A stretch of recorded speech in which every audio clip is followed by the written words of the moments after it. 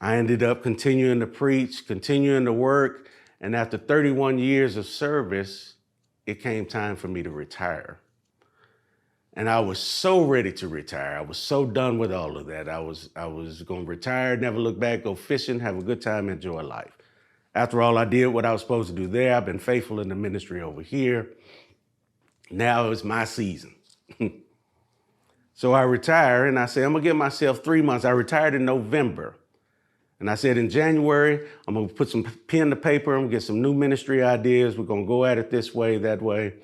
And 3 months after I was ready to get back to working in ministry with something concrete, we had a major freeze in Houston and all my pipes burst and my house was completely destroyed, all except for the master bedroom.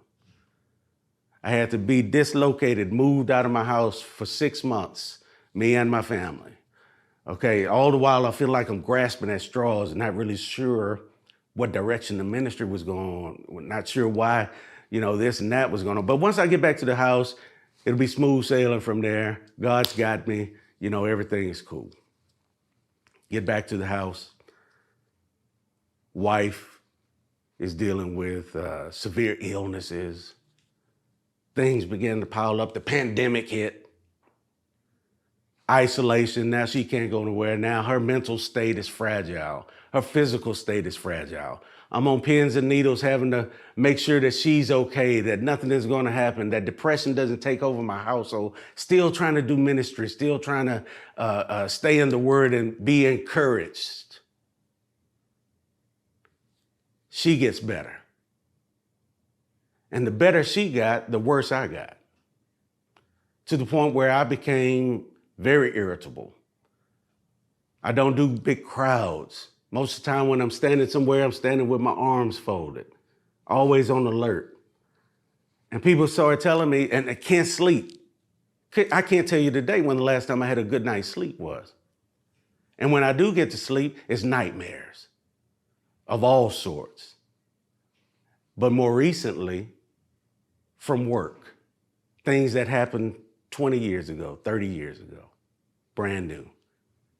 Seen death in every kind of way you can see it. From homicide to suicide, natural murder, any way you name it, I've seen it. And now I'm seeing it again. People convinced me to go talk to somebody. Get you some help, nothing wrong with talking to somebody. So I decided, okay, well, if I'm gonna talk to somebody, it's gonna be a Christian counselor. So I go to my insurance, I go to the website, and I start looking at different profiles. But I was looking at it from a wrong perspective, and I had some superficial ideas, and can't talk to him. Not gonna talk to her. She look mean. He can't tell me nothing. I could tell him anything, and he'd believe it. I finally just settled on one lady.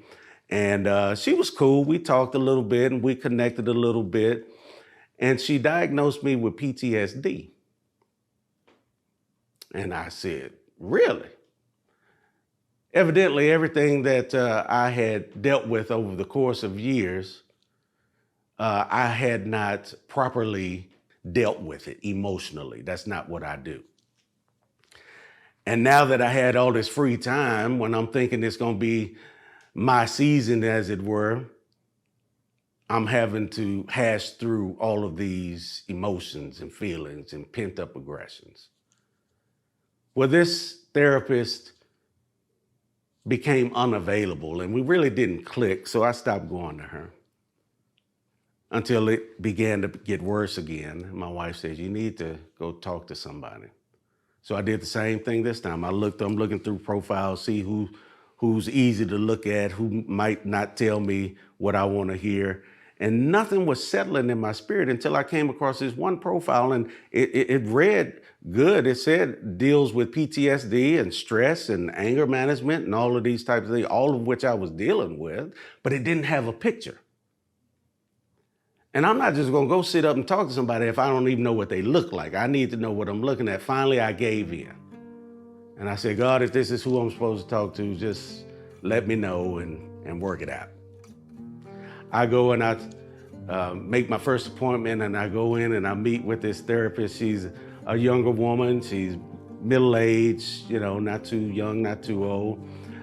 She's pregnant, but she is so cool. And she allows me to talk with no judgment, and she feels real, and it's strange. I just felt like she felt me. And after that first session, I fell in love. I was like, this is it. And matter of fact, I like her so much that me and my wife, when we talked, I told her, I got to go see my baby mama next week. That's my baby's mama. Because that's how easily we connect. And she says, yeah, okay, well, all of this and do this and do that. She says, I'm going to disagree with your first therapist who said you had PTSD. That would mean you are dysfunctional. And obviously you are still functional, but you do have postpartum stress syndrome, which means you are dealing with it and you can cope with it. And there are exercises that you can do in order to function more prosperously, if you will. And I started thinking, man, this is so cool. How is it that she can relate to me the way she does? Well, in our conversation one day, it comes up, her husband is actually a Houston Police Department SWAT officer. And so God,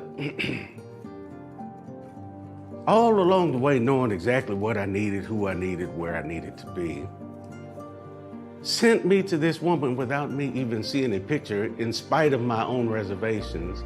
And she can relate to me because she's living with another person who's going through the same thing I do. And so while I don't get down that this is not the misconceived season that people oftentimes think is supposed to come when you are faithful in your service to God or elsewhere, while everything is not smiles and songs every day, I still have hope, because God still gives me nuggets to let me know I'm still in control. I still got you, and there's still more ahead. And that's why I go from day to day, and that's why I'm here right now. And that's my story.